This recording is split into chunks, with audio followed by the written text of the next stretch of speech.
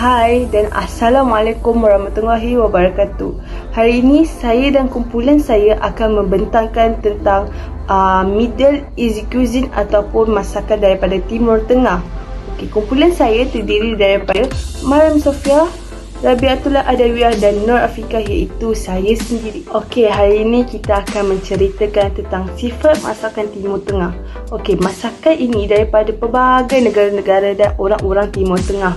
Okey, termasuklah masakan Arab, Iran, Israel, Assyria, Armenia, Kurdish, Yunani, Bosnia, Azerbaijan dan Turki. Okey, bahan-bahan ini biasa digunakan termasuk buah zaitun, minyak zaitun, pita, madu, biji bijan, tamar, sumak, kacang kuda, pudina, nasi dan parsley. Okey, ada beberapa hidangan popular termasuk kebab, dolma, baklava, doh dan doner kebab, iaitu serupa dengan shawarma. Hari ini saya akan menceritakan tentang etika makan di negara Arab. Apa itu etika makan di negara Arab?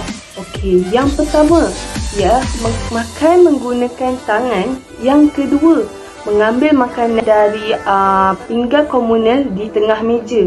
Yang ketiga, menyuap makanan menggunakan ibu jari, dua jari atau roti pita. Yang keempat, mencuba setiap lauk di atas meja. Jika tetamu tidak meninggalkan makanan di atas pinggannya, maka tuan rumah akan biasanya mengisi makanan dengan segera. Yang terakhir ataupun yang kelima adalah menikmati makanan dengan rakan-rakan ataupun bersama keluarga. Bahan-bahan di dalam masakan Timur Tengah. Rempah-rempah dan herba adalah asas kepada masakan Timur Tengah yang lezat. Malah, rempah itu menjadikan masakan Timur Tengah begitu unik. Di sini anda akan mendapati herba dan rempah yang paling biasa digunakan di masakan Timur Tengah. Rempah tidak hanya digunakan untuk menambahkan rasa, tetapi juga untuk menambahkan warna. Yang pertama ialah cumi. Cumi adalah rempah yang sangat kuat dan sangat pedas. Tumbuhan berbunga dalam keluarga Apiaceae yang berasal dari wilayah Irano-Turania. Bijinya setiap satu terkandung dalam buah yang dikeringkan, dan ia juga digunakan dalam pelbagai masakan budaya. Seterusnya ialah nutmeg. Nutmeg ialah buah pala. Di negara barat, pala digunakan terutamanya dalam hidangan pencuci mulut. Namun di Timur Tengah, ia digunakan dalam hidangan daging juga. Dan seterusnya ialah kardamom. Kardamom ialah tumbuhan herba di dalam keluarga halia. Ini berasal dari selatan India. Bijinya digunakan sebagai rempah yang dipanggil buah pelaga. Kardamom memberi rasa kopi Arab dan Turki, memberikan rasa yang sangat unik. Seterusnya ialah turmeric. Turmeric ialah kunyit. Turmeric terdapat dalam banyak hidangan dan kebanyakannya di dalam resepi daging atau sayur sayuran. Ia hanya digunakan dalam bentuk serbuk dan mempunyai rasa pahit yang sederhana. Seterusnya ialah sumac. Sumac masam dan kadang-kadang digantikan dengan lemon dalam sesebuah resepi. Yang seterusnya ialah baharat. Baharat bermaksud rempah bercampur dalam bahasa Arab. Baharat adalah kombinasi beberapa rempah yang terdiri daripada rempah-rempah yang tersedia. Campuran berbeza dengan setiap negara. Walau bagaimanapun, anda boleh membeli campuran yang dipanggil sebah baharat di kedai-kedai yang diterjemahkan kepada 7 rempah. Seterusnya ialah karawi. Karawi menghasilkan rasa pedas, namun ia juga menghasilkan rasa manis dengan campuran sedikit dil. Karawi digunakan dalam masakan spices yang terdapat di masakan Afrika Utara. Yang seterusnya ialah anisi. Anisi iaitu bunga lawang adalah salah satu rempah tertua di dunia.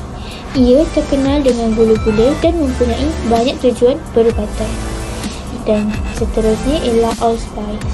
Allspice digunakan dalam pelbagai jenis makanan, bukan hanya pencuci mulut. Anda akan mendapati ia digunakan untuk rasa daging dan stew serta gula-gula. Yang seterusnya ialah kayu manis. Kayu manis digunakan dalam rempah campuran yang dipanggil baharat. Dan akhir sekali ialah saffron. Saffron ialah sejenis tumbuhan herba daripada jenis Pradesis, antara khazanah alam yang termahal di dunia. Saffron juga dikenali sebagai za'afaran atau nama saintifiknya Crocus sativa. Saffron digunakan untuk masak nasi Arab, nasi biryani, nasi tomato, nasi kerabu kuning dan macam-macam lagi. 10 urat saffron sudah cukup untuk mewarnakan seperiuk besar nasi. Okey, sekarang ini saya akan memberitahu tentang struktur makanan di Timur Tengah. Okey, terdapat 2 struktur asas untuk makan di dunia Arab ini. Okey, yang pertama iaitu ada satu jadual biasa sepanjang tahun, dan yang kedua adalah yang unik lah untuk bulan Ramadan, di mana umat Islam yang taat berpuasa pada siang hari. Okey, kita tengok pada yang sepanjang tahun. Orang Arab dia akan makan pada sarapan pagi, makanan tengah hari ataupun makan malam.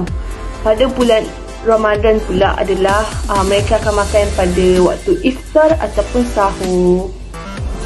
Struktur makanan Timur Tengah sepanjang tahun.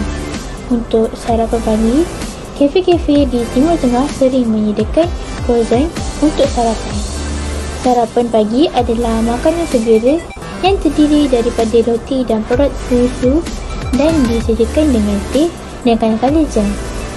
Barangan sarapan yang paling biasa adalah labneh dan krim, iaitu kishta yang diperbuat daripada susu lembu. Untuk makanan tengah hari pula, makanan tengah hari dianggap sebagai makanan utama sepanjang hari, dan secara tradisionalnya makanan tengah hari dimakan antara jam 1.30 hingga 2.30 tengah hari. Untuk makan malam pula, secara tradisional, makanan malam ialah makanan paling ringan, walaupun pada zaman moden, makanan malam menjadi lebih penting untuk menghiburkan tetamu kerana waktu kerja. Menjelang Ramadan pula ada iftar dan sahur. Iftar atau dipanggil pantas buka adalah makanan yang diambil pada waktu senja, ketika selesai berpuasa. Hidangan utamanya hampir sama dengan apa yang akan disajikan pada waktu tengah hari sepanjang tahun, kecuali minuman sejuk yang akan disajikan berlainan. Untuk sahur pula, sahur adalah makanan yang dimakan sebelum subuh untuk orang berpuasa.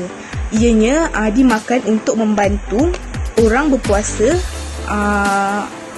membuatnya sepanjang hari dengan cukup tenaga sehingga senja, sehingga berbuka puasa. Okey, untuk perbezaan masakan timur dengan negara lain. Untuk appetizer, meze juga kadang-kadang dieja meze. Ialah koleksi hidangan kecil yang dimaksudkan untuk dimakan bersama sebagai pembuka selera ataupun makanan ringan ataupun hidangan ringan. Asal-usul meze adalah di Timur Tengah dan Mediterranean, khususnya Greece, dan anda boleh menemui lelaran tempatan di setiap negara suluk. Untuk main course pula, bijirin adalah asas diet orang Timur Tengah, di mana gandum dan beras mereka anggap sebagai makanan ruji mereka. Barley juga digunakan secara meluas di rantau ini, dan jagung sebagai tambahan telah menjadi biasa di beberapa kawasan. Roti adalah makanan universal yang dimakan dalam beberapa bentuk oleh semua kelas pada hampir setiap hidangan. Okay, untuk sup Timur Tengah kebanyakannya diperbuat daripada kekacang ataupun sup yang sangat berempah dan berherba. Dessert pula, kawasan Timur Tengah ialah kawasan perisa eksotik. So, rempah, pedas dan beberapa pencuci mulut yang sangat lazat. Kebanyakan pencuci mulut di kawasan Timur Tengah menggunakan pastry nipis, puding berkrim dan biskut berempah. Kekacang dan juga rempah digunakan dalam hidangan pencuci mulut. Sekian daripada kami, Middle East Cuisine. Sekian itu sahaja daripada grup kami yang menerangkan tentang makanan di Timur Tengah. Jangan lupa like, comment and subscribe.